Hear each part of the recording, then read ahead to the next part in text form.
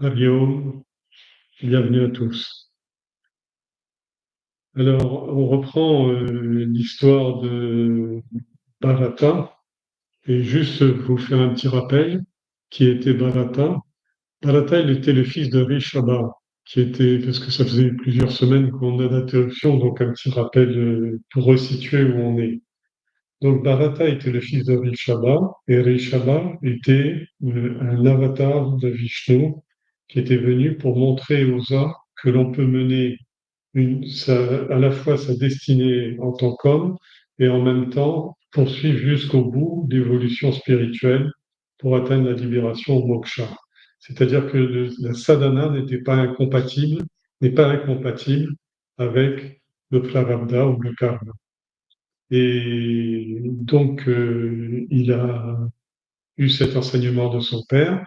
Et le jour où son père a donné cet enseignement de l'Atma Vidya, il a, euh, il a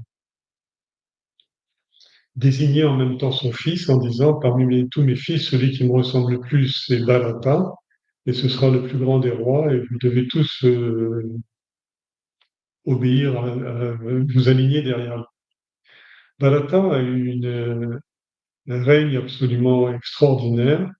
Il a vraiment fait un travail inouï, et à tel point que sa réputation était retombée sur toute la terre, et il n'y avait aucun ennemi, aucune contradiction, etc. Tout le monde reconnaissait en lui à la fois le côté humain et en même temps le côté divin qui était vraiment dans sa personnalité. Bref, au bout d'un moment, ayant estimé qu'il avait assez goûté de cette expérience de la royauté, euh, le, le roi Bharata s'est retiré dans la forêt et il a poussé sa sadhana, sa quête spirituelle, jusqu'au maximum, mais il avait encore quelques vasanas, ces vasanas étant non manifestés, c'est-à-dire dans sa vie ça ne se voyait pas, il n'avait pas éclusé complètement son prarabdha karma. Ce qui fait qu'il a dû renaître, vous vous rappelez, en tant que cerf. Et en tant que cerf, il a mené une bonne vie de cerf parce que il s'est installé dans l'ashram de Kapila Muni et il a vécu là tout le temps de sa vie en ne pensant que au divin, même s'il ne pouvait pas le concevoir en tant qu'animal. Et ensuite, il est rené, il a repris naissance en tant qu'humain pour achever son prarabdha dans une famille brahmine, etc. Mais il avait tellement peur de resubir un attachement, des attachements mondains, terrestres, qu'il a préféré passer pour un idiot, un demeuré, et donc il a été maltraité toute sa vie, etc. Mais il n'avait aucune acrimonie, aucun ressenti, il acceptait tout, et parce que pour lui, son vrai problème, c'était sa discussion avec le divin, son approfondissement de la relation avec le divin, plutôt qu'avec les hommes. Bref, en tant que demeuré, il a été un jour embauché par un roi pour servir de porteur de palanquin parce que les porteurs étaient fatigués, les chaises à porteurs, vous voyez, les porteurs étaient fatigués et donc, euh, et donc ils ont voulu avoir un renfort et ils ont pris, lui, au bord du chemin, Bharata traîné par là, ils l'ont pris en tant que porteur. Mais en tant que porteur, il faisait mal le boulot parce qu'il voulait éviter d'écraser la moindre fourmi, le moindre ver sur la route. Il faisait des écarts, etc. Et les autres porteurs et le roi étaient secoués, ils partaient à droite, à gauche. Je pense qu'au bout de quelques mètres, il a commencé à avoir le mal de mer. Et il s'est mis à l'insulter. Et à deux reprises. Une première reprise, il l'a vraiment ironisé, beaucoup, comme on dit en créole, boucaté. Et Bharata est resté absolument insensible, sans réponse, sans aucune colère et tout. Il a repris le bras de la chaise à porteur, du palanquin, et il est reparti et il a recommencé exactement la même chose. Alors lui qui avait été enrôlé de force et tout, alors là le roi s'est fâché complètement, l'a traité de débile, de crétin, etc. Et là, il a pris la parole et en quelques mots, il a complètement démonté le roi, déstabilisé le roi en lui disant vous me parlez parce que vous pensez que vous êtes supérieur, vous pensez que je suis un imbécile et que vous êtes le roi, et qu'en tant que roi, vous êtes investi d'une place particulière parmi les hommes, etc. Et pour moi, il n'y a ni roi, ni porteur, ni esclave, ni serviteur. Il n'y a que des hommes, et les hommes ne se valent que en fonction de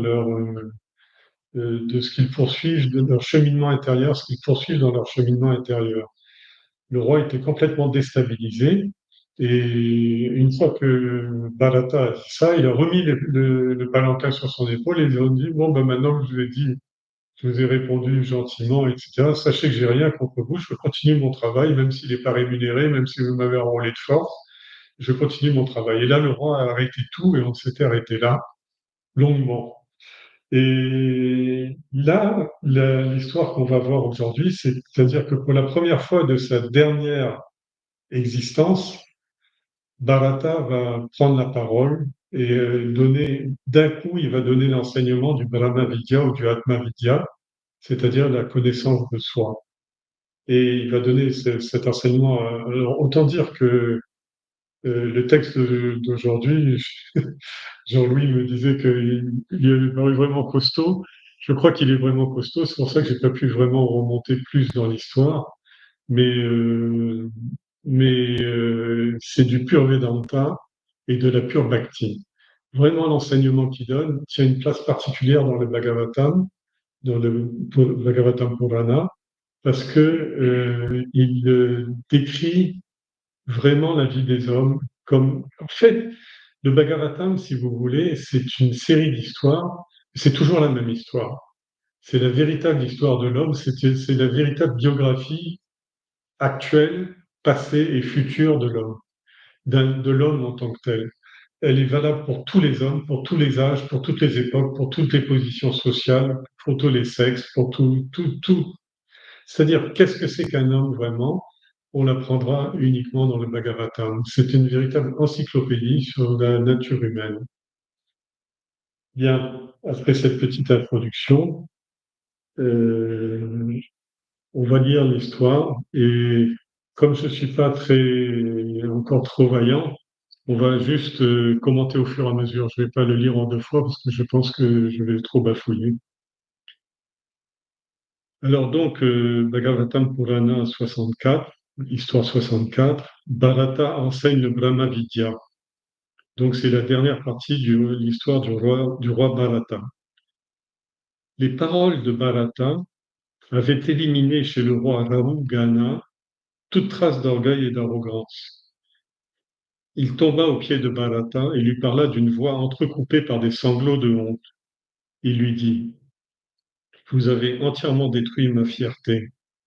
Veuillez en plus pardonner mon impertinence, car je souhaite, malgré tout ce que je vous ai fait, vous demander une faveur. Ayez la gentillesse de me dire qui vous êtes. En fait, moi, je suis le souverain de Sindhu et Sauvira, et on m'appelle Raugana. J'étais en route vers l'ashram du grand Kapila Muni pour aller m'asseoir à ses pieds et apprendre de lui la connaissance de soi, le Brahma Vidya. Mais vous semblez être une manifestation de Kapila en personne, de Kapila lui-même, qui serait venu à moi de sa propre initiative dans le seul but de me sauver. À quelles bonnes actions de ma naissance précédente dois-je la chance unique qui m'arrive aujourd'hui? S'il vous plaît, initiez-moi à la science de la vérité. Alors juste deux petites remarques. C'est la première fois qu'on présente ce roi. Et il se présente comme étant le roi euh, des- pardon. Il se présente comme étant le roi de Sindhu et Sauvira. Bon, juste pour l'histoire, pour la culture, hein. Sindhu, le pays Sindhu, c'est là d'où vient le mot hindou, hindou. Et c'est le nom de la rivière Indus ou Sindus. Donc cette rivière Sindhu ou Indus a été prononcée par les Arabes quand ils ont découvert ces pays-là. Ils ont appelé les gens les Sindhous. Et comme ils n'ont pas le nom, la consonne S dans leur langue, ils ont appelé les Hindous. Et c'est comme ça que ce mot est venu de hindou.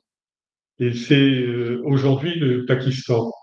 C'était un royaume qui s'étendait sur les fleuves du rive Sindhu, l'Indus actuellement. Il était situé au sud du Punjab, au Pakistan, et il était bordé par le royaume de Sauvira. Le nom Sindhu signifie la rivière ou la mer, ou le fleuve ou la mer. Selon dans le Mahabharata, Jayadratha, le beau-frère de Duryodhana, a été plus tard roi de Sindhu et Sauvira. Ce qu'il faut savoir dans Sindhu et Sauvira, c'est que c'était deux royaumes ennemis, c'est-à-dire qui étaient tout le temps en guerre, mais qui étaient mis ensemble par d'autres royaumes, et notamment par les Kauravas, avaient mis les deux royaumes ensemble alors qu'ils étaient en guerre. Bon, bref, ça c'est le premier connotation historique de l'histoire. Quant à son nom, Rahu Gana, Rahu, ça veut dire l'éclipse, les gens qui sont qui suivent les éclipses. Gana étant le peuple des éclipses. Alors, j'étais en route vers l'ashram du grand Kapila Muni. Alors, en fait, tout d'un coup, on s'aperçoit que c'était pas du tout un voyage touristique ou d'agrément, etc., et qu'il était en train d'effectuer un yatra, et que c'était un des plus grands rois du monde, puisqu'il faisait partie des 7 grands royaumes de l'époque, et même il en gouvernait 2, donc c'était un des très grands rois de l'époque. Et d'où sa mort, son faste, etc. Et en fait, donc, il se rendait en pèlerinage où? À l'ashram de Kapila Muni. Kapila Muni, je vous en ai souvent parlé, dans tous les Puranas, dans le Bhagavatam, mais dans tous les autres Puranas aussi, Kapila tient une place très importante, le sage Kapila. Pourquoi? Parce que ça a été le premier homme spirituel ou homme de philosophie ou de spiritualité ou de métaphysique. Ça a été le premier qui a défini la connaissance comme étant l'attribut humain le plus important. Ce qui différencie l'homme des autres, c'est pas sa capacité de discernement, etc., mais c'est le fait qu'il peut avoir des connaissances d'ordre divin. Et donc, Kapila Muni a développé un système qui s'appelle le Sankhya Yoga. Et aujourd'hui, toutes les grandes écoles de philosophie de l'Asie se définissent, y compris le bouddhisme, se définissent par rapport au Sankhya Yoga. C'est-à-dire que le Sankhya Yoga, c'est le yoga de la connaissance, et la Bhagavad Gita lui consacre un chapitre entier, le chapitre 2, qui est le chapitre introductif de la Bhagavad Gita. Dans le 1, on décrit juste la situation de Arjuna qui est déprimé, dépressif, qui n'arrive pas à faire face à la situation et au monde. Et dans le chapitre 2, le premier médicament que lui donne Krishna, c'est le Sankhya Yoga, c'est-à-dire le système de Kapila Muni. Donc, c'est pour vous dire que depuis la nuit des temps, les hommes de spiritualité sont à la recherche du Sankhya Yoga, y compris d'ailleurs le Vedanta, puisque Shankara s'est basé sur le système du Sankhya Yoga pour l'aspect de la connaissance, l'Advaita Vedanta, l'aspect Vedanta de l'Advaita Vedanta, c'est le Sankhya Yoga. Donc, c'est pour vous dire que il se présente et il dit: Je suis le souverain de Sindhu et Sauvira, c'est-à-dire Sindhu, je suis le roi des hindous et du royaume de Sauvira, et je vais à Kapila Muni pour m'asseoir à ses pieds. Alors, cette histoire à s'asseoir à ses pieds, c'est une chose, ce nom, à s'asseoir à ses pieds, ça dit exactement, ça traduit les Upanishads. Upanishadé, ça veut dire celui qui s'assoit au pied du maître. Et ça fait référence à la tradition qui s'appelle le Guru Shishya Parampara, c'est-à-dire la tradition de transmission de la connaissance de maître à élève. Et toujours, quand vous êtes en face d'un maître spirituel, jamais vous vous asseyez face à lui complètement et jamais vous vous asseyez plus haut que lui ou à la même hauteur que lui. C'est un signe ou un geste, un mudra, un geste symbolique de dire: je m'assois à tes pieds pour recevoir ce que tu as de meilleur, parce que pourquoi est-ce que je m'assois devant toi?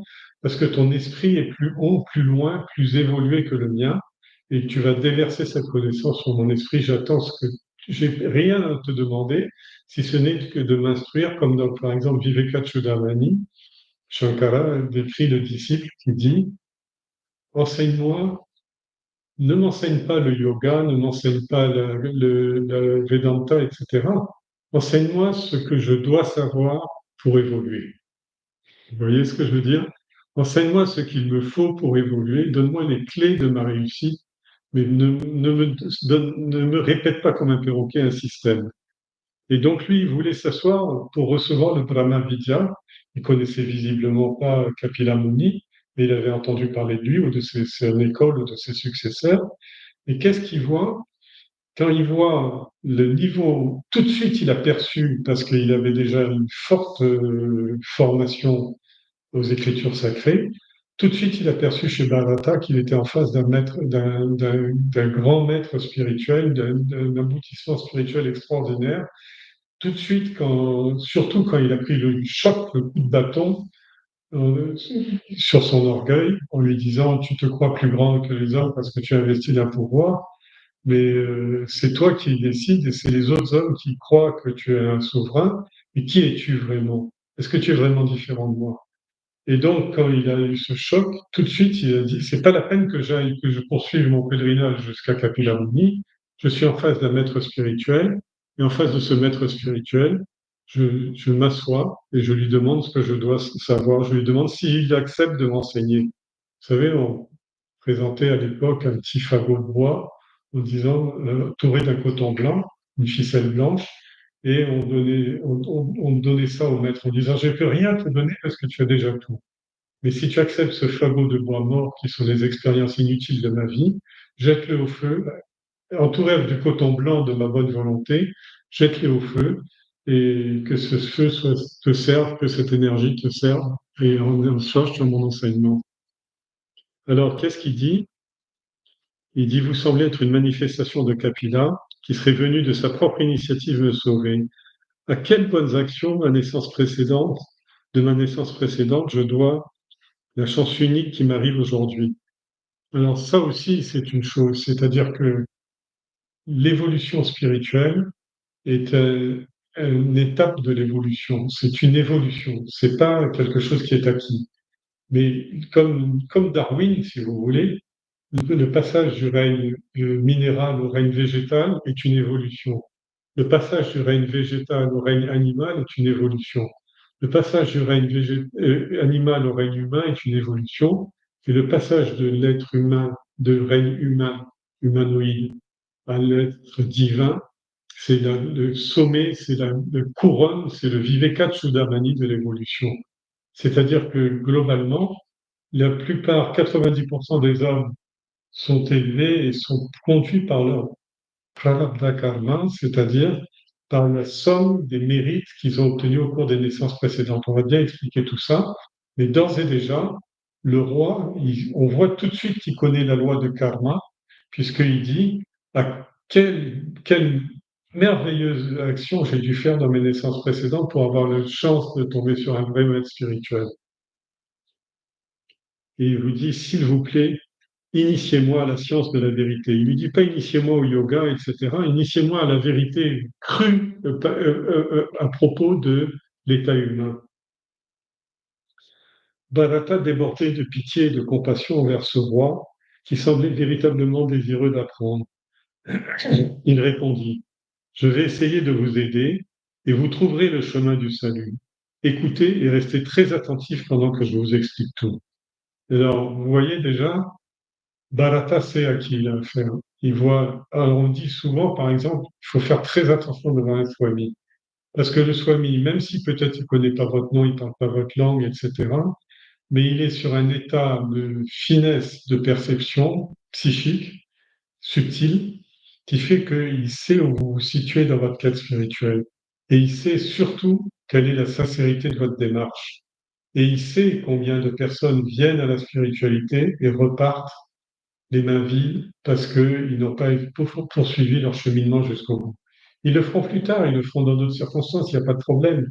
Mais il n'empêche que la véritable sincérité sur la voie spirituelle est seule susceptible de vous apporter vraiment tout ce qu'il faut.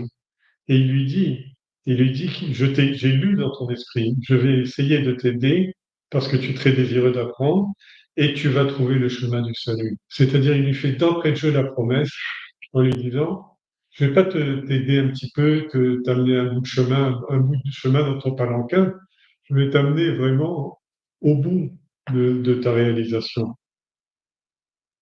Et tout ce qu'il demande, c'est Sravana, écoutez-moi et restez très attentif pendant que je vous explique. Alors, je vais tout de suite à une note que j'ai faite dessus, qui est la dernière pourtant, en disant la démarche, en vous rappelant la démarche de l'Advaita Vedanta, c'est la note 4.8 pour ceux qui veulent. La démarche est à rapprocher de l'Advaita Vedanta, où la pratique spirituelle pour atteindre l'éveil et la réalisation de soi consiste en 3 étapes précises qui sont décrites dans la Brihadaranyaka Upanishad. La voie védantique doit suivre 3 processus. Et la première, c'est l'écoute. Quand vous avez un élève qui arrive, un élève ou un aspirant plutôt, qui arrive devant son maître, qui le bombarde de questions toutes plus inutiles les unes que les autres, et surtout qui le défie, c'est-à-dire qui parle avec arrogance en expliquant qu'il a déjà fait plein de choses, qu'il est vachement fort, etc., il se disqualifie tout de suite, parce que son coco est déjà plein d'eau, son marc. On est possible de mettre de l'eau sucrée. C'est-à-dire que globalement, la première chose, c'est que l'écoute active. Et d'ailleurs, Krishna appelle Arjuna ventre de loup, c'est-à-dire avide de connaissances. Il est comme un loup affamé de connaissances. C'est-à-dire que tout d'un coup, la personne qui n'avait pas conscience de cette fin spirituelle, hein, il arrive et puis il lit un livre où il tombe sur un maître, où il tombe sur une vidéo, où il tombe sur un écrit ou une conférence, et tout d'un coup, ça me parle. Et d'un coup, il voit que il ne sait pas exactement ce qui se passe, mais il y a un autre horizon. Et qu'est-ce qu'il fait à ce moment-là? Il y a 2 choses, c'est-à-dire ou la pression des vasanas est trop forte et il retourne à sa vie ordinaire, ou la pression des vasanas, par chance, est un petit peu apaisée, et il se dit, je veux en savoir plus. Je ne sais pas si c'est le bon truc, mais je veux en savoir plus, je veux apprendre plus. Alors on appelle cette étape Shravana. Shravana, ça veut dire l'écoute. C'est une écoute active. C'est-à-dire que quand il dit je veux en apprendre plus, c'est pas pour pouvoir répéter ou pour augmenter ses connaissances. Non. Il veut en apprendre plus pour comprendre ce qui se passe en lui. Alors, c'est ce qu'on appelle l'écoute active, c'est-à-dire l'écoute tout en se mettant psychologiquement, intérieurement, subtilement en situation de vérification par rapport à ses expériences, ses connaissances et ses croyances. C'est-à-dire que dans le Sravana, l'individu écoute et il ne retient que ce qui est en harmonie avec sa nature intérieure. Alors, et c'est cette écoute active de, de sources de connaissances compétentes, c'est-à-dire les écritures sacrées, le gourou et, et le karma kanda et bhakti yoga, l'adoration, conduit le Seigneur vers la porte de la sagesse en stimulant sa curiosité. C'est-à-dire que plus il en apprend, plus il s'aperçoit que le monde intérieur est vaste, devient un pays, puis un continent, puis le monde entier, puis un cosmos intérieur. Et plus il fréquente ce monde intérieur, et plus il ressent des émotions et des idées nouvelles qui s'installent dans sa vie. C'est la première étape. La deuxième étape, s'appelle Mananam. Mananam, ça veut dire réfléchir sur ce qu'on a entendu. C'est une étape ingrate parce qu'elle nécessite du temps, trier ce que vraiment j'ai bien compris et ce que j'ai mal compris. Il y a des mauvaises compréhensions, des incompréhensions, il y a des doutes qui s'installent, etc. Mais il faut avoir la foi et le dévouement pour son maître ou ses écritures sacrées pour absorber l'essence des enseignements et progressivement tourner l'attention de son esprit vers la réalité intérieure. C'est-à-dire que c'est plus des flashs à l'occasion d'une série de conférences ou d'une série de rencontres ou d'une série de lectures, etc. C'est plus des flashs qui s'accumulent et ça devient véritablement une démarche intérieure, c'est-à-dire que petit à petit, la personnalité se transforme et passe par divers mues, comme le serpent passe par divers mues en perdant ses peaux successives, ses croyances successives. Et la troisième phase, c'est Nididhyasanam. Nididhyasanam, c'est la plus haute des phases, c'est la contemplation profonde qui permet la véritable assimilation de la vérité. À partir de ce moment-là, les états supérieurs de l'individu sont complètement activés et leur intégration est complète dans la vie de tous les jours. Alors, je vous ai dit ça parce que ça éclaire la suite du texte. Si j'avais fait en deux fois, j'aurais parlé à la fin, mais je préfère vous donner comment dans le Vedanta on approche ça.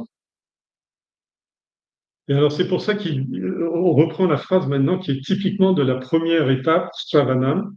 Je vais essayer de vous aider, de vous parler, et vous allez tout seul ensuite trouver le chemin du salut. Il lui dit pas, je vais vous donner la libération. Il dit, je vais vous donner les éléments qui vont vous permettre de cheminer. Et vous trouverez tout seul le chemin du salut. Écoutez-moi, Shravana, et restez très attentif, très concentré pendant que je vous explique tout. C'est exactement ce qu'on fait dans les 700. On lit à voix haute, etc., on discute, on commente des écritures sacrées, et tout dépend de la concentration de l'individu. Généralement, au début, je ne connais pas un acteur, y compris moi, à commencer par moi, un acteur qui rencontre la spiritualité et qui s'endort pas au cours d'un exposé ou d'une lecture. Toujours au début. Pourquoi? C'est la capacité de muscle est faible, le muscle de la concentration. Mais c'est pour ça qu'il dit, il sait qu'il a affaire à un grand personnage et il dit, soyez très attentifs pendant que je vous explique. Je dirais que l'écoute active, c'est aussi fort que gravir une côte de Piton des Neiges, c'est-à-dire qu'il faut euh, convoquer son énergie et mettre toute son énergie pour intérioriser, investir complètement ce que l'on entend ou ce que l'on lit, de façon à en tirer la quintessence. C'est ça l'écoute active. On n'en parle pas assez, mais c'est très important. Parce que le pire ennemi, c'est pendant l'écoute, c'est la distraction, c'est-à-dire l'esprit qui vagabonde ou l'esprit qui s'endort ou qui devient complètement léthargique ou même qui, soi-disant, médite au lieu d'écouter. Non. Pendant l'écoute, pendant Shravana, on doit écouter de toutes ses forces et ne faire que ça, sans juger, sans essayer de faire des correspondances, etc. Il faut juste recueillir la data. Exactement comme un ordinateur, la première chose, c'est déjà le nourrir en data. C'est la base de l'intelligence artificielle, par exemple.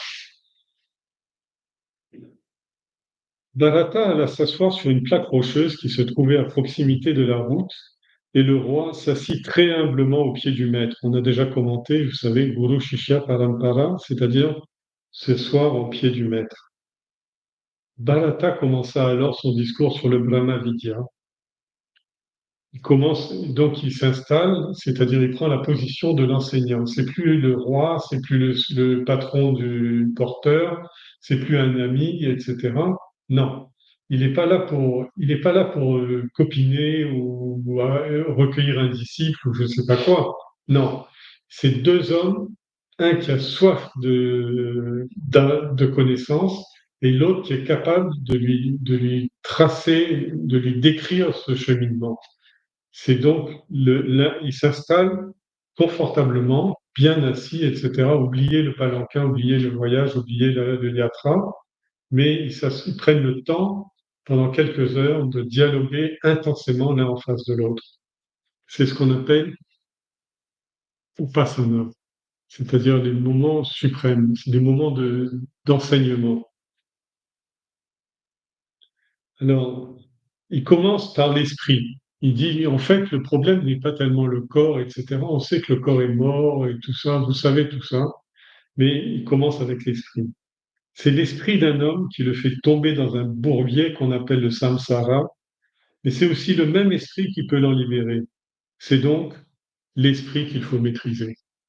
Il commence déjà par bien mettre pédagogiquement les enjeux.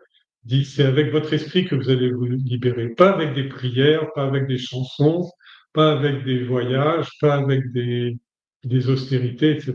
Non, c'est C'est avec votre esprit que vous devez travailler votre esprit, et c'est votre esprit qui doit conduire votre vie de gouvernail. Lorsque l'esprit est contaminé par les trois gunas, vous avez vu déjà, on commence déjà avec les trois aspects de toute création, sattva, rajas, tamas. Il dit qu'avant même qu'une idée arrive dans l'esprit, avant même qu'un objet se présente à vous, il porte déjà le sceau. Il porte déjà la signature d'un guna prédominant et des deux autres gunas qui sont un peu derrière. Mais tout ce qui arrive dans le monde phénoménal, tous les phénomènes du monde se font avec les trois gunas. C'est un arrangement des trois gunas. Et quand l'esprit, et ces trois gunas-là, dès que l'esprit commence à percevoir, il perçoit les gunas. Donc tout de suite, il est contaminé. Il n'est pas contaminé, on va dire, mais conditionné. Contaminé dans le sens qu'il est contaminé par la manifestation et impacté dans le sens où l'esprit n'est que le résultat de l'expérimentation de ces trois gunas et de leurs arrangements. Dès qu'il est impacté comme ça par les trois gunas et contaminé, son cheminement, sa réflexion, sa pensée le conduit vers le monde des objets. Tout de suite, il commence à réfléchir une telle, tel objet, telle situation, tel voyage, tel esprit, tel livre, etc., etc. Alors, tout de suite, son cheminement le conduit dans le monde des objets. Là, au fil d'un cycle des naissances et des morts qui sera sans fin. On peut dire, ah ben, c'est pas si grave que ça de penser aux objets, aux bagnoles, aux amis, au boulot, etc. C'est vrai, il n'y a rien de grave. Mais la seule chose qu'il faut savoir, c'est que tant que l'esprit est enchaîné au monde, le monde a pour caractéristique le début et la fin, c'est-à-dire la naissance et la mort. Il commence d'entrée de jeu son enseignement en lui disant, là, le cycle des naissances et des morts, le samsara, n'aura jamais de fin. L'homme devra continuellement accomplir des actions. Que ces actions soient bonnes ou mauvaises, il peut choisir des bonnes actions ou les faire par réflexe.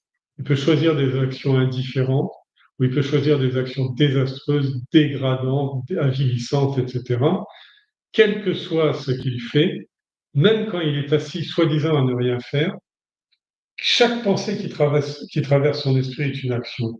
Et chacune de ces pensées porte la signature sattva, rajas, tamas. Avec ces actions, l'homme va acquérir et accumuler des désirs, des vasanas, et selon leur nature, ou des kalpas, et selon leur nature, ces désirs vont le faire progresser soit vers le haut, soit vers le bas, progresser vers le supérieur, soit chuter vers l'inférieur. C'est-à-dire que globalement, il est pris dans un engrenage implacable, implacable. C'est-à-dire que tant qu'il aura ce corps, ou un corps quel qu'il soit, il sera pris dans la chaîne des actions et des réactions de karma, et en même temps, il sera pris dans la chaîne des naissances et des vies et des morts qu'on appelle le samsara. Karma, samsara. Et il va pas rester neutre, il va progresser, mais des fois il va progresser, des fois il va régresser. Maintenant, les actions, une fois qu'elles sont déroulées, elles sont porteuses. Les actions sattviques, par exemple, sont porteuses d'évolution positive. Et les actions rajasiques, agressives, méchantes, cruelles, ou tamasiques, paresseuses, inertes, lourdes, vulgaires, soit elles vont le conduire, le tirer vers le haut, soit elles vont le tirer vers le bas. Et ce n'est qu'après, quand vous montez dans la chaîne de l'évolution, que, au fur et à mesure, les expériences bonnes et mauvaises arrivent. C'est-à-dire que, en fonction de votre échelle de valeur, que vous avez établi, vous allez juger telle action comme bonne ou mauvaise. Pour un drogué, une seringue d'héroïne va être une belle chose, magnifique. Pour quelqu'un qui veut son émancipation spirituelle, ça se présente comme le pire des asservissements qui va le conduire droit dans la gueule de l'enfer. Alors, vous voyez ce que je veux dire? C'est selon l'échelle de valeur, selon les valeurs que l'on met en place, que les choses prennent tel ou tel sens. Le plaisir et la douleur qui résultent des actions vont affecter sans cesse la vie de l'homme et il n'y aura jamais de fin à tout cela. Même si vous faites le bien, vous allez rencontrer les expériences désagréables. La maladie, je connais. La mort, je connais très bientôt, etc. Les belles choses, j'ai connu, etc. C'est-à-dire que les expériences ont une valeur. Elles vous amènent des choses, des conclusions qu'on appelle le bonheur et le malheur. Mais malheureusement, aucun bonheur n'a franchi du malheur, aucun malheur n'a franchi du bonheur. Provisoirement, au fil du temps, le bonheur a remplacé le malheur. Ouf, je suis bien, je m'entends bien à nouveau avec mon fils, j'ai gagné plein d'argent, je fais faire des belles vacances en famille, etc. Non, je suis dans le bonheur. Et puis, paf, la maladie arrive, annonce. Ah, ben, vous avez telle maladie. Bon, ben, je ne pourrais pas partir en vacances, là, surtout pas. Impossible, vous devez suivre le traitement tout de suite. Bon, d'accord, etc. C'est-à-dire que le plaisir et la douleur sont inhérents à toute naissance. Le hanneton, quand il est sous la terre ou quand il est avec sa femelle hanneton, eh ben, il a des bonheurs, il a des malheurs, il finit écrasé sous un talon de chaussure. Mais l'homme aussi est pareil, c'est-à-dire que le bonheur et le malheur n'est en rien quelque chose de définitif ou voire de décisif dans la vie. C'est une situation temporaire. Je ne veux pas dire qu'il faut aller chercher le malheur, hein, mais je veux dire aussi qu'il ne faut pas tellement s'attacher au bonheur, parce que le bonheur ne peut pas vous amener une réponse définitive ou une réponse stable à ce que vous recherchez. Tant que l'esprit est attaché aux choses du monde, il ne pourra jamais briller de lui-même. Alors, il vous a parlé, vous voyez, ça va très vite, hein, vous allez devoir reprendre ce texte et le relire avec un papier et un crayon, s'il vous plaît. Parce que il va très vite et il est très profond. Mais globalement, là, il a fini. Il vous a parlé des gunas. Il vous a parlé du bien et du mal. Il vous a parlé de l'action. Et maintenant, il va vous ajouter quelque chose. Il va vous parler aussi du bonheur et du malheur, ou du plaisir et de la douleur. Mais il va rajouter quelque chose. Tant que l'esprit reste accroché aux choses, c'est-à-dire résonne sur les objets, il ne pourra jamais briller par lui-même. C'est-à-dire que toutes les pensées qui sont faites pour le monde, par le monde, avec le monde, ou à l'aide du monde, toutes ces pensées-là ne sont pas vos pensées. Elles sont artificielles, elles sont provoquées par votre destin à travers les trois gunas. C'est l'action de votre destin dans les trois gunas qui vous disent je suis ceci, je suis cela, je suis un roi, je suis un esclave, je suis un patron, je suis un employé, etc., etc., etc. Je suis un père, je suis un fils. Pour expliquer cela, il prend un exemple qui est vraiment frappant. Prenons l'exemple d'une petite lampe à huile. Elle a une mèche qui est alimentée par une certaine quantité de ghee ou de beurre clarifié ou d'huile, c'est selon le cas. Quand on allume cette mèche, la flamme qu'elle produit est colorée en fonction de la qualité du ghee qui l'alimente. Par exemple, prenez la petite lampe à huile, vous voyez, en terre, en cuivre, là, vous mettez votre mèche, et vous ne mettez pas d'huile ou ni de ghee. Vous allumez. Ça va brûler un petit peu, vous allez avoir un petit point rouge avec une fumée, etc. Mais c'est pas ce que vous voyez. Si vous avez mis l'huile, etc., paf, la petite lumière s'allume, bien orange, bien éclairée, etc.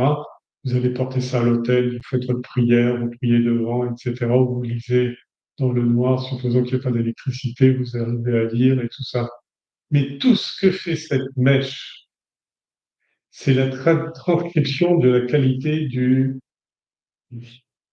combustible. Par exemple, si vous voulez que votre lampe soit très brillante, généralement les prêtres, etc., ils égrènent du camphre dedans. C'est-à-dire, ils égrènent des miettes de camphre dans la lampe brille, etc. La mèche brille, et tout ça. Et c'est pas la mèche qui brille, c'est le combustible qui fait briller la mèche.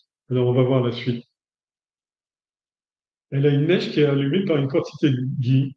Quand on allume la mèche, quand on enflamme la mèche, la flamme qu'elle produit est colorée en fonction de la qualité du ghee qui l'alimente. Si c'est un vieux ghee, rance, etc., ça va fumer, ça va sentir mauvais et tout ça. Mais lorsque le ghee est entièrement épuisé, c'est la mèche de coton elle-même qui brûle un instant, avec une couleur et une lueur qui sont les siennes. C'est-à-dire que votre ego, il est aussi minable que cette mèche-là pour brûler. C'est-à-dire, où il se prétend brillant, fort, éclairant, etc. J'ai fait ceci, je pense cela, j'ai de belles émotions et tout ça. Mais tout ça, le fuel de tout ça, le combustible de tout ça, c'est les trois gunas qui sont le combustible. Mais quand il est laissé à lui-même, ben, il brille un petit temps, il se consume un petit moment et puis il finit par s'éteindre à tout jamais. Alors il dit là, lorsque le gui est entièrement épuisé, c'est la mèche de coton elle-même qui brûle un petit moment, avec une couleur et une lueur qui sont les siennes, c'est-à-dire pas très brillantes, puis elle finit par s'éteindre et se résorber dans le néant, exactement comme l'ego. Quand il n'y a plus le fioul des trois gunas, par exemple au moment de la mort, l'esprit finit par briller lui-même sans concept, sans idée, sans pensée, jusqu'à disparaître dans le néant. L'esprit fait de même. Tant qu'il est nourri par les gunas, il se colore des qualités, il se pare et se colore des qualités de ces derniers et agit en conséquence. Lorsque les gunas ne sont plus alimentés, ils finissent par déserter l'esprit. Et celui-ci arrive bientôt à un stade où il n'a plus aucune existence.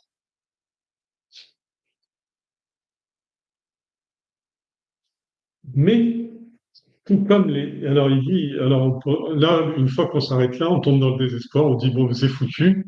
Je vais crever comme cette mèche, je tombe sombrer dans le néant. Mais il a dit le néant tout à l'heure, mais il dit le néant, c'est l'espace, c'est-à-dire le non manifesté. Et heureusement, on ne tombe pas dans le néant, on tombe dans le non manifesté, c'est-à-dire dans le causal, l'espace. Il dit, mais l'espace, tout comme l'espace imprègne l'air tout entier, le Seigneur imprègne l'univers tout entier, c'est-à-dire le monde subtil tout entier. L'espace est au monde grossier ce que le Seigneur est au monde subtil, c'est-à-dire ce que le divin est au monde subtil. C'est-à-dire que sa consolation arrive là dans son texte. Il dit, oui, le sort du corps et du trois gunas est misérable, mais il se déroule dans l'espace et l'espace extérieur qu'on appelle l'espace, Akasha, ou l'espace intérieur qu'on appelle le divin, ou Surya, ou ce que vous voulez. Alors, lui, qu'il y ait ou qu'il n'y ait pas les gunas, il est là et il imprègne, le Seigneur imprègne tout l'univers comme l'espace imprègne tout l'air que l'on respire. Lorsque le jiva se sera débarrassé de tout attachement, raga, dvesha, vous savez, c'est les deux grands ennemis, raga l'excitation et dvesha la haine, l'attirance et la haine, l'attirance et l'aversion. Alors quand il se sera complètement débarrassé de l'attachement raga et dvesha, quand il aura vaincu les six ennemis et sera illuminé par la lampe, il sera illuminé par la lampe de la connaissance, la lampe de la sagesse, alors le jiva sera délivré. Mais d'ici là, il lui faudra endurer la douleur de naître encore et encore dans ce monde. Alors, on va parler des six ennemis dans, dans les Puranas et dans les Puranas surtout. On parle de Harishadvarga, ou les Shadripus. Les bouddhistes disent les six ripus, les six ennemis, et les hindous disent Shadvarga, c'est-à-dire les six combattants terrifiants, les six dragons, si vous voulez. Ça, qui désigne en fait, quand on parle des six ennemis, c'est les 6 emballements de l'esprit. Ce sont les piliers fondateurs du Kali Yuga, de l'ère de la division. Ce sont des ennemis qu'il faut abattre pour atteindre la réalisation spirituelle. Puis, plus chaque individu combattra ses défauts, plus il mènera une vie de dharma, de droiture, plus la société les évite dans ce yuga, et plus le monde sera défendu. Évite ses ennemis, bien entendu. Alors, je vous les ai donnés là. On les appelle kama.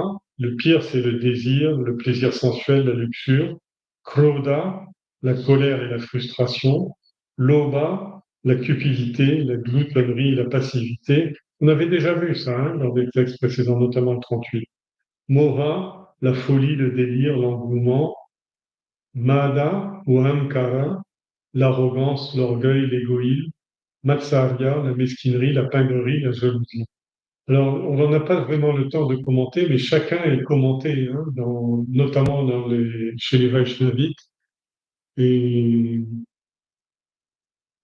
et on verra qu'il y a des méthodes qu'on va voir plus tard, un peu plus loin, des méthodes qui permettent de pratiquer bhakti, qui combattent, c'est-à-dire dans ce texte, vous avez les 6 ennemis à combattre et 9 façons de les combattre qui sont déclinées.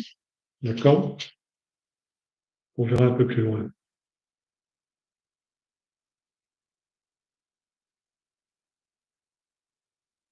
Alors, ce-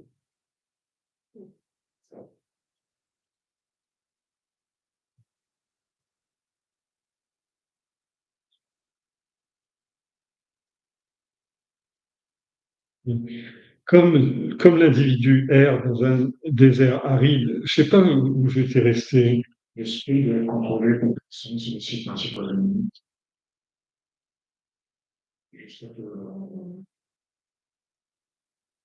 Ah oui. L'esprit doit être contrôlé pour que les sens et les 6 principaux ennemis puissent être vaincus. Si l'esprit est conduit par l'homme jusqu'au pied du Seigneur et qu'il y prend refuge, il ne risque plus jamais de s'égarer à nouveau dans cette forêt qu'on appelle le samsara. C'est-à-dire, il présente l'homme comme étant égaré dans une forêt de samsara. Les arbres de cette forêt sont soit les objets du monde, soit les vies et les morts. C'est pour insister sur le nombre de naissances successives tant que le processus n'est pas brisé. Alors, ce qu'il dit, c'est que il présente de façon très, comment dire ça, très imagée l'évolution spirituelle. Il dit que l'homme se retrouve placé, il a été pris par son esprit avec ses 6 ennemis, toutes ses mauvaises qualités, ses pulsions mentales. Il a été conduit dans une forêt aride qu'on appelle le samsara. Et il est perdu dans ce monde des objets, dans lequel il cherche désespérément le bonheur dans un monde qui n'a pas de bonheur. C'est-à-dire, c'est exactement comme s'il cherchait de l'eau dans le désert du Sahel, si vous voulez. Alors, et à chaque fois, il voit des mirages et il croit à chaque fois que s'il va s'en sortir comme ça. Pardon, excusez-moi.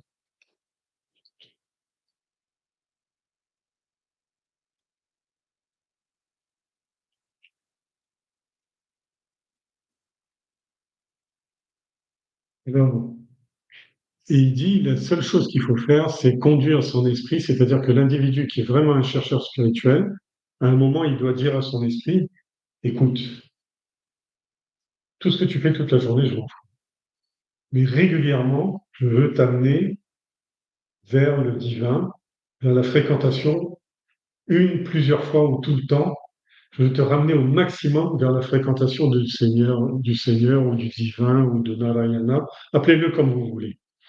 Et alors, ici, il dit jusqu'au pied de lotus du Seigneur pour y prendre refuge. Sharana. Il dit laisse-moi t'amener te protéger, laisse-moi te protéger, laisse-moi te conduire mon esprit vers un endroit où tu auras la protection et où tu auras de ressourcement naturel. Alors,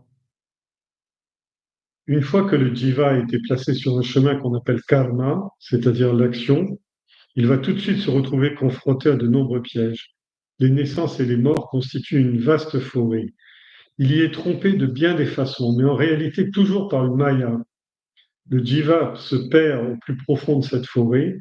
Les trois gunas le poussent à accomplir des actions qui peuvent être bonnes, mauvaises ou indifférentes. En fonction de ces actions, il acquiert une certaine quantité de mérite ou de démérite. En 4 lignes, toute la vie psychologique de l'individu est faite. Et en même temps, il prend position sur ce qu'on appelle Maya. Parce qu'il y a deux façons de. Il y a deux grandes écoles autour de Maya.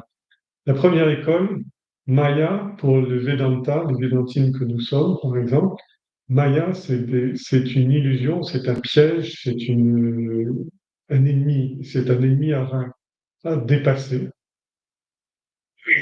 Maya doit être transcendée pour que l'on puisse, par la connaissance, pour que l'on puisse évoluer.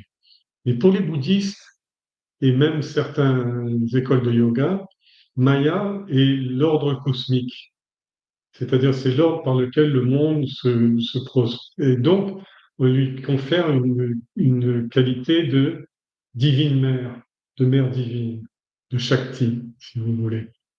Alors, quelle que soit la façon, mais lui dit que ce soit qu'on considère Shakti comme un ennemi à dépasser, à déborder, ou qu'on considère Shakti comme notre moment qui nous a placés dans ce monde, dans cette ignorance, etc., dans les deux cas, Maya nous trompe. Et il est très catégorique là-dessus. Il dit, quelle que soit votre foi, Maya vous a trompé. Le diva se perd au plus profond de la forêt des objets. Les trois gunas l'incitent à accomplir des actions dont il acquiert un certain mérite ou un certain démérite. Comme il erre dans un désert aride parce que les gens croient que le bonheur est dans le monde, alors que le bonheur n'est que dans un endroit, c'est en eux-mêmes. Mais illusionnés par Maya, conditionnés par les gunas, fascinés par les objets, les individus se précipitent par bataillons entiers pour aller chercher le bonheur dans le monde. Et il suffit d'écouter une journée les publicités, rouler en voiture électrique, vous serez un héros, ayez de l'audace en vous habillant de telle façon, portez tel truc, mangez cela, etc. Et vous aurez le bonheur. À chaque fois, c'est le même message. Vous allez être bien, vous allez être libre, vous allez sauter partout comme un cabri, etc. Tout va bien. Mais c'est pas ça. Là, il dit le véritable ascenseur qui monte ou qui descend, c'est l'ascenseur du punyam ou du papam, du mérite ou du démérite. C'est ça la véritable évolution. Et il erre dans un désert de bonheur aride, un désert aride de bonheur, aride privé de bonheur qu'on appelle le samsara. Le but devient dès lors la poursuite du bonheur. Et dans cette quête du bonheur, ces 6 sens, c'est-à-dire les 5 sens de perception plus l'esprit, deviennent 6 voleurs. Ils vous volent dès qu'ils vous approchent et vous ignorez toute leur démarche. C'est-à-dire vous pensez que les sens de perception vont vous faire du bien. Ah, dimanche, on va faire une bonne bouffe avec les copains, là, ça va être super, etc. Enfin, toute la semaine, on attend ce bonheur du dimanche. Le dimanche arrive, ah, la voiture est en panne ou le pique-nique est annulé parce que les voisins divorcent. Donc, grand malheur, grand sentiment de malheur. Mais c'est les sens et l'esprit qui vous ont conditionné à dire que cette expérience-là s'appellera le bonheur, et en l'absence de cette expérience-là, les mêmes sens de perception et le même esprit vous dit ah, j'en conclus que je suis dans un grand malheur, j'ai raté mon week-end, et c'est en plus cette semaine, j'ai encore plus de boulot.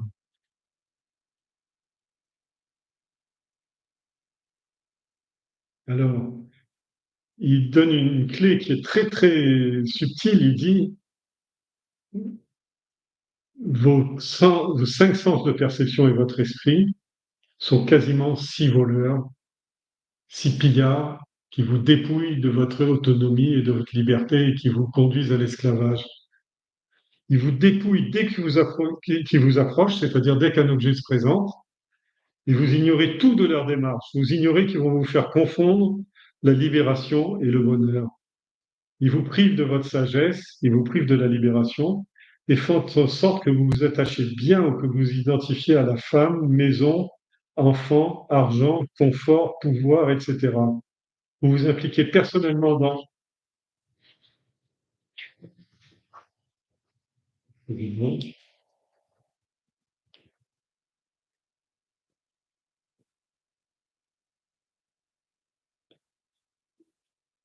Il vous dépouille dès qu'il vous approche, c'est-à-dire il vous vole votre sagesse, vous prive de sagesse et font en sorte que vous vous identifiez avec femme, maison ou mari, hein, maison, enfant, argent, confort, pouvoir, etc. Vous vous impliquez alors personnellement dans Maya et vous êtes impuissant à retrouver votre chemin pour en ressortir.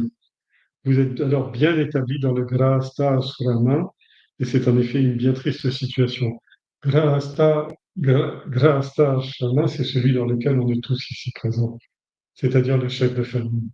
Il parle maintenant, il a parlé déjà des gunas, il a parlé des vasanas, il a parlé de karma, il a parlé du prarabdha, et dans le prarabdha, qu'est-ce qu'il dit? Le système des ashramas, c'est-à-dire des positions de vie, des, comment on appelle ça, ashramas, les situations, c'est-à-dire brahmacharya, grahastha, varnaprastha, et ensuite la délivrance. Alors, il, euh, il me dit, ce grahastha ashrama, qui est pourtant comment dire ça? Le but qu'on propose à tous les hommes, qu'est-ce qu'on dit? Fonder une famille, ayez une belle maison, une belle situation, profiter de la vie, etc. Et là, il dit, c'est une bien triste situation, en effet. C'est-à-dire qu'il dit, ben, une fois qu'on a tout ça, on n'a pas trouvé le but, l'ultime. Ça ne veut pas dire qu'il faut rejeter tout ça. C'est déjà une grande étape d'évolution. On appelle Purusharartha les réalisations de l'homme. C'est la troisième réalisation de l'homme, mais il y a une quatrième. La quatrième, c'est moksha, c'est la volonté de liberté. Il dit, et il rajoute encore autre chose maintenant, il va parler du corps causal. Il dit de plus, même si toutes les plantes qui semblent avoir été arrachées de la surface d'une terre, on ne peut pas en réalité dire que cette terre est nue. Les graines qui sont déjà enfouies vont germer en un rien de temps et le cycle végétatif se poursuivra encore et encore jusqu'à ce que toutes les graines soient brûlées. Parce que peut-être qu'on peut penser qu'au cours d'une seule vie, on peut se tuer, ou on peut se jeûner jusqu'à la mort, ou on peut refuser de penser, etc. Ou il dit ça sert à rien. Vous aurez nettoyé tout le sol de votre champ actuel, mais toutes les graines enfouies sont encore là. Il dit il faut brûler ces graines. Le Grahastha Ashrama, et il prend un autre exemple pour bien vous expliquer ce dont il s'agit.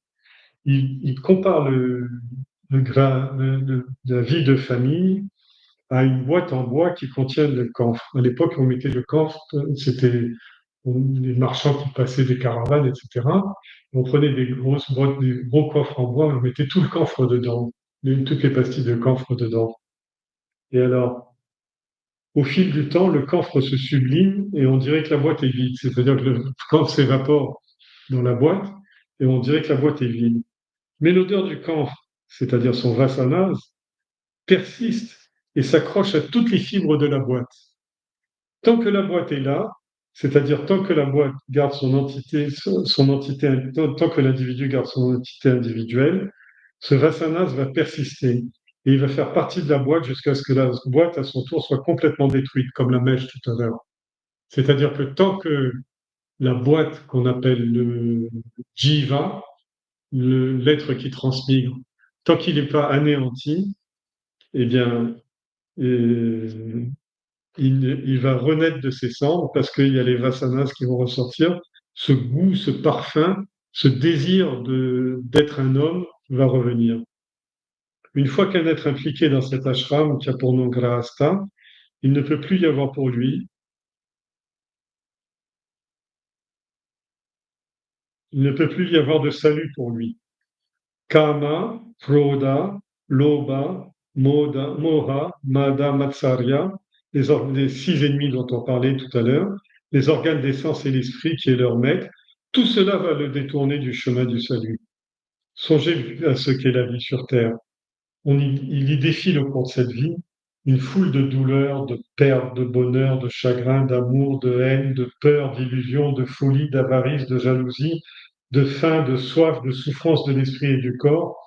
Mais la naissance et son ennemi juré, la mort, ils persistent et ils seront toujours présents. C'est-à-dire que vous pouvez faire tout ce que vous voulez dans la vie, vous ne vous affranchissez ni de la naissance ni de la mort, les deux bornes. L'homme n'a jamais le temps. Alors maintenant, on va parler de salut. Une fois qu'on a décrit bien le samsara, heureusement, on va parler du salut. L'homme n'a jamais le temps de penser au Seigneur.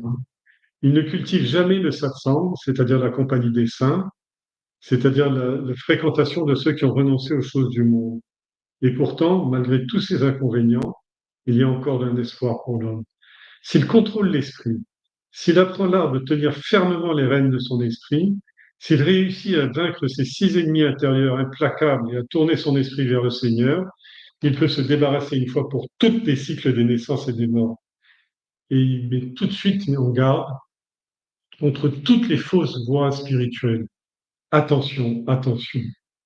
La sagesse ne peut pas être acquise au moyen de la pénitence et l'austérité des disciplines. La sagesse ne peut pas être accomplie ne peut pas être obtenue en accomplissant à la perfection des rites religieux. La sagesse ne peut être accomplie qu'en tombant aux pieds des saints, en recueillant la poussière de leurs pieds, c'est-à-dire leurs paroles, et en s'abandonnant entièrement à un gourou ce n'est que de cette façon-là qu'un homme peut atteindre le salut.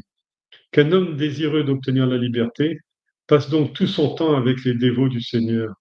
Il apprendra alors à rompre avec un esclavage appelé illusion ou maya. C'est pour ça les fréquentations des ashrams, les fréquentations des salles de satsang, des yénias, etc., y compris ceux qui sont dans les voies ritualistes, etc., mais avec toujours en idéal que le rituel, les pratiques d'austérité, de discipline spirituelle, etc., ne sont que des entraînements de jogging. Le véritable enjeu, il est de bien comprendre les Écritures sacrées et de s'affranchir, de se libérer au moyen de ces Écritures sacrées. Écoutez les histoires du Seigneur, chanter les louanges protégeront la richesse, oui, protégeront sa richesse spirituelle des pillards qui se sont installés, les fameux 6. Bientôt, et même très bientôt, l'homme va abandonner son ego et dès lors, son esprit va lui obéir. Ensuite, le reste est facile. Ô roi, apprenez à renoncer à tout. Soyez compatissant. Avant de parler de ça, je vais vous parler de la façon dont on se libère. Dans le Bhagavatam et dans le Vishnu Purana, il est dit que 9 méthodes pour pratiquer Bhakti existent et elles sont Shravana, exactement la même chose que tout à l'heure je vous avais parlé en introduction, ils ont ça en commun, entendre les lilas, c'est-à-dire les belles histoires ou les histoires ou les qualités divines. Kirtana, répéter et chanter ses gloires. Smarana, se souvenir du nom de Dieu et de sa présence permanente. Padasevana, c'est-à-dire servir les pieds du Seigneur. Archana, rendre un culte à Dieu. Vandana, se prosterner devant le Très-Haut. Dasya Bhava, cultiver l'attitude de n'être qu'un serviteur de Dieu. Sakya Bhava, cultiver l'amitié, la proximité, la familiarité avec Dieu. Atmanivedanam, s'abandonner complètement son ego, l'abandon complet de soi et de son ego, pied du Seigneur. Un dévot peut pratiquer n'importe quelle méthode de bhakti, de ces 9 méthodes dont on a parlé, et il choisira celle qui lui convient le mieux. Grâce à cela, il atteindra l'illumination divine. Le tout est la sincérité et l'application de la personne. Alors, il lui a donné donc, en face des 6 ennemis, il a donné 9 techniques. Il n'y a pas besoin de pratiquer les 9. On peut en pratiquer 1, 2, 3, 7, 9, comme on veut. Mais la question, c'est, tout comme le début, ça commence par une écoute active, Petit à petit, cette écoute active doit devenir un bhava actif, c'est-à-dire une attitude proactive vis-à-vis de sa libération. Ô roi, apprenez à renoncer à tout, tout le monde. Soyez compatissant envers tous les êtres, gentil et compatissant envers tous les êtres vivants. Coupez les liens d'attachement à tout, c'est-à-dire à tous les êtres et à tous les objets. Avec un esprit redevenu pur et libre, vous atteindrez bientôt l'autre rivage de cet immense océan qu'on appelle le samsara. Je vous jure, vous n'en retournerez jamais. Vous n'y retournerez jamais dans le samsara. Rahugana se prosterna de tout son long devant Bharata et dit, Monseigneur, le fait de naître en tant qu'homme est la plus grande des bénédictions que le Seigneur puisse accorder à un jiva, à un être. Je ne suis pas du tout jaloux des devas ou des dieux, parce qu'il n'est pas donné à tout le monde, pas même à eux, d'avoir la chance de croiser une grande âme telle que vous. J'ai reçu ce privilège unique. Grâce à notre rencontre, on a peine une muhurta, c'est-à-dire 2 heures et demie, 3 heures. On a peine quelques heures. Toute mon ignorance a été dissipée. Je suis débarrassé de ma fierté, débarrassé de mon ego. Vous m'avez appris qu'il n'y a qu'un seul devoir pour l'homme, celui de s'abandonner au Seigneur.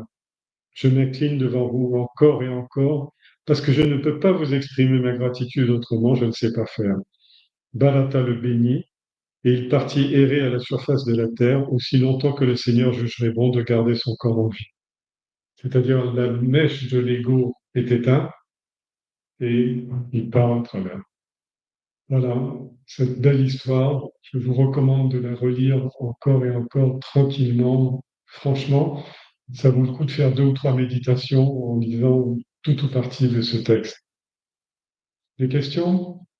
Dans la salle, si vous avez, vous mettez sous forme de message.